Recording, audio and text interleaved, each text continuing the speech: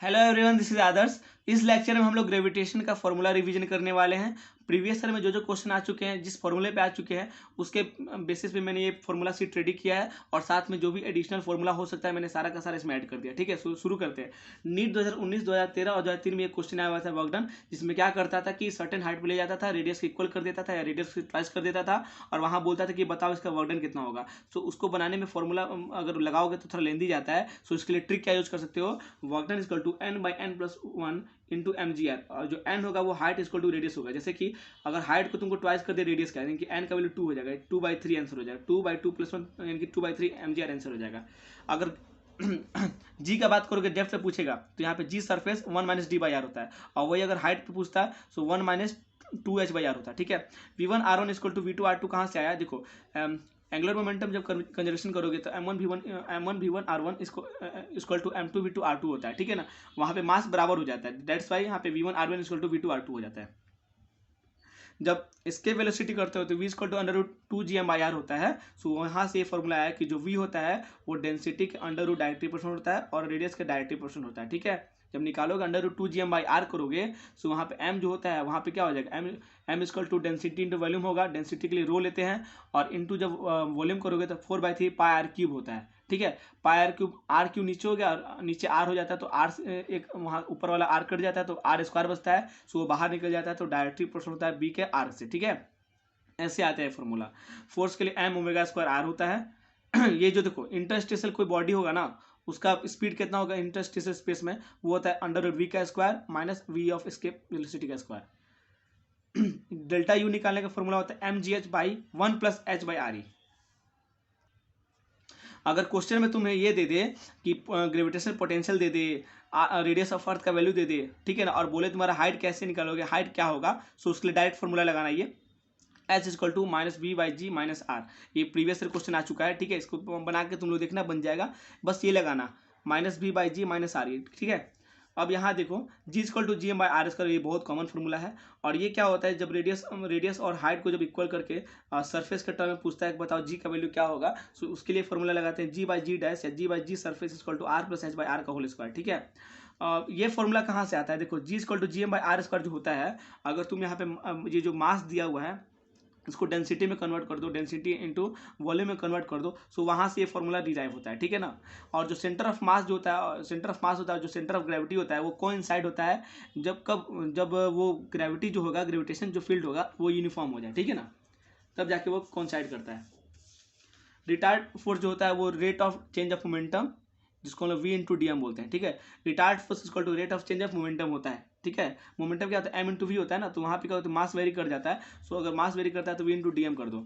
Gravitational force जो होता है ना वो कन्वेक्शन के लिए बहुत ज़्यादा जरूरी है। ग्रेविटेशनल फोर्स कन्वेक्शन के लिए बहुत ज़्यादा जरूरी होता है। ठीक है, वहाँ बताया मैंने हाइट के लिए, height equal to minus B by G minus R, यहाँ पे वी जो है पोटेंशियल है, ग्रेविटेशनल पोटेंशियल। ठीक है, जी equal to 4gmp by D square, ये प्रीवियस ईयर में है, उसके लिए मैंने डायरेक्ट लिख दिया है। ये भी तुमको जे के एम इक्वल टू 4 पाई का स्क्वायर, ये भी तुम्हारा प्रीवियस ईयर में मैंने यहाँ इसलिए लिखा है क्योंकि तुम अगर डायरेक्ट यहाँ याद कर लोगे तो प्रीवियस ईयर में जो क्वेश्चन आया तुमको डायरेक्ट याद हो जाएगा। बाकी तुम उसको सॉल्व करके देख लेना ताकि कॉन्सेप्ट में कोई गड़बड़ ना रह जाए। ठीक है, total kinetic energy equal to minus M G not R का square by 2 R plus H, ये भी प्रीवियस ईयर में क्वेश्चन आ चुका है। ठीक है, उसको डायरेक्ट मैंने यहाँ लिख दिया है। ठीक है, जो टाइम पीरियड होता है वो होता है T equal to 2 pi under root A Q by G M. ठीक है, फोर्स जो होता है उसका फॉर्मूला होता है G M one M two by R square, force equal to G M one M two by R square होता है। स्फेरिकल सेल का बात करोगे अगर, ठीक है, स्फेरिकल सेल का बात करोगे कि ग्रेविटेशनल पोटेंशियल कितना होता है इनसाइड, तो इनसाइड जीरो होता है। ठीक है, इनसाइड जीरो होता है, और जो स्मॉल देखो आर जो होता है ना, स्मॉल आर वो मतलब आउटसाइड का रेडियस होता है, और जो कैपिटल आर होता है इनसाइड का रेडियस होता है।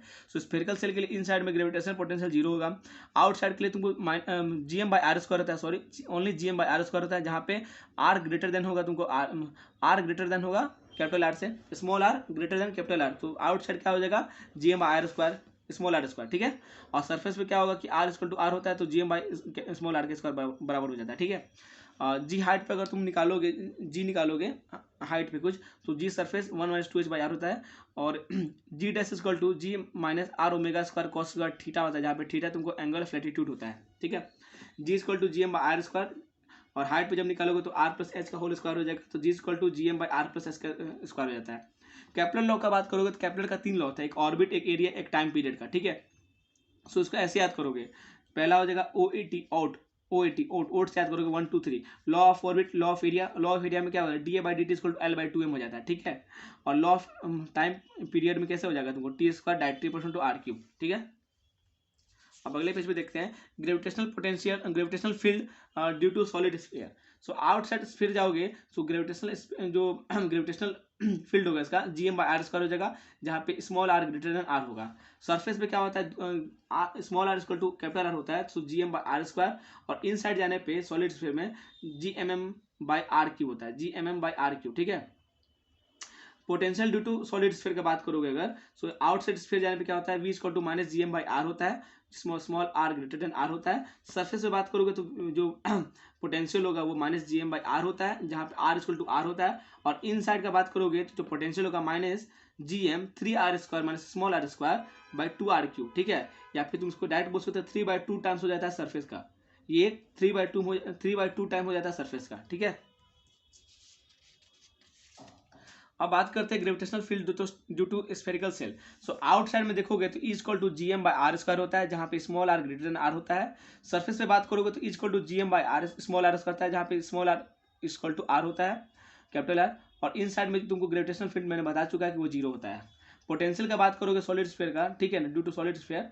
सो यहाँ पे देखो क्या होगा, ये सॉरी यहाँ पे स्फेरिकल होना चाहिए था पोटेंशियल, ठीक है। यहाँ स्फेरिकल सेल होगा, यहाँ पे स्फेरिकल सेल होगा, सॉलिड नहीं होगा, ठीक है। सो आउटसाइड बात करोगे तो V इक्वल टू -Gm/r होता है, ठीक है। और सरफेस से बात करोगे तो V इक्वल टू -Gm/r होता है। याद रखना यहाँ पे potential due to spherical shell है ये, ठीक है। यहाँ मिस प्रिंट हो गया मेरे से, मिस्टेकली लिखा गया ये, ठीक है। Potential on axis of thin ring at a distance x, तो उसके लिए फॉर्मूला होता है V equal to -Gm/√r² + x², ठीक है। पोटेंशियल एनर्जी की अगर बात करोगे तो वो होता है U इक्वल टू -Gmm/r होता है। काइनेटिक एनर्जी तुमको पॉजिटिव होगा, Gmm/2r होता है। मैकेनिकल एनर्जी होता है तुमको potential energy plus kinetic energy के बराबर, सो ये भी निगेटिव में होगा और -Gmm/2r होता है। बाइंडिंग एनर्जी तुमको क्या होता है कि जस्ट अपोजिट होता है तुमको मैकेनिकल एनर्जी का, तो ये होता है Gmm/2r, यानी कि काइनेटिक एनर्जी के बराबर होता है। और एस्केप वेलोसिटी होता है तुमको √2Gm/r होता है। ऑर्बिटल वेलोसिटी √Gm/r होता है। अगर हाइट दे देगा कुछ तो r का वैल्यू r+h हो जाएगा, √Gm/r+h हो जाएगा। फॉर नियर बाई सैटेलाइट जो ऑर्बिटल वेलोसिटी होता है वो होता है Gm/r होता है, equal to escape velocity by √2। इससे हम लोग निकाल सकते हैं फॉर्मूला कि स्केप वेलोसिटी जो होता है √2 टाइम्स होता है ऑर्बिटल वेलोसिटी का, ठीक है। स्केप वेलोसिटी √2 टाइम्स होता है ऑर्बिटल वेलोसिटी का, और स्केप वेलोसिटी कितना होता है 11.2 किलोमीटर/सेकंड, है ना, याद रखना। और ये जो होता है टाइम पीरियड ऑफ सैटेलाइट होता है, जिसको यहाँ फॉर्मूला में लिखा है T इक्वल टू πr/v होता है टाइम पीरियड के लिए। और जो V इक्वल टू क्या होता है Gm/r होता है, √Gm/r होता है। सो √Gm/r करोगे तो यहाँ पे ऊपर में क्या 3/2 हो जाएगा। सो 2πr पे पावर 3/2 √Gm, ये फॉर्मूला हो जाएगा, ठीक है। अब देखो ये फॉर्मूला मैं फिर से यहाँ लिख दिया हूँ, ये नीट 2016 में क्वेश्चन आ चुका है कि हाइट जब निकालना हो तो डायरेक्ट ये लगाना -v/g - re। ये क्या है, ये v जो तुम्हारा ग्रेविटेशनल पोटेंशियल और re जो तुम्हारा है वो रेडियस ऑफ अर्थ है। और जो रिलेशन होता है काइनेटिक एनर्जी का, पोटेंशियल एनर्जी का, टोटल एनर्जी का, सो तुमको पता है काइनेटिक एनर्जी कितना होता है Gmm/2r होता है, ठीक है। सो पोटेंशियल एनर्जी लेकिन तुम्हारा क्या होता है माइनस होता है, वो -Gm/r होता है। और टोटल एनर्जी क्या होता है तुमको -Gm/2r होता है, तो उसके लिए ये रिलेशन लगता है, ठीक है। Kinetic energy equal to potential energy by 2 equal to total energy, ठीक है। और ग्रेविटेशनल एनर्जी जो होता है, ग्रेविटेशनल पोटेंशियल एनर्जी जो होता है वो होता है ग्रेविटेशनल पोटेंशियल इंटू मास, ठीक है। Gravitational potential energy equal to gravitational potential into mass, ये फॉर्मूला होता है। थैंक यू सो मच, ये लेक्चर कंप्लीट हो गया।